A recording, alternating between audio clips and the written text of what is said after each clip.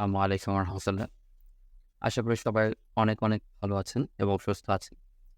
গত ক্লাসে আমরা এক্সাক্টলি কোথা থেকে ইংলিশ শুরু করতে হয়, কারণ শুরুটাই হচ্ছে সবচেয়ে বড় একটা মূল বিষয়। যেই বিষয়টার উপর নির্ভর করে বাকি যে এখানে I, he এই ২ টা হচ্ছে পার্সন।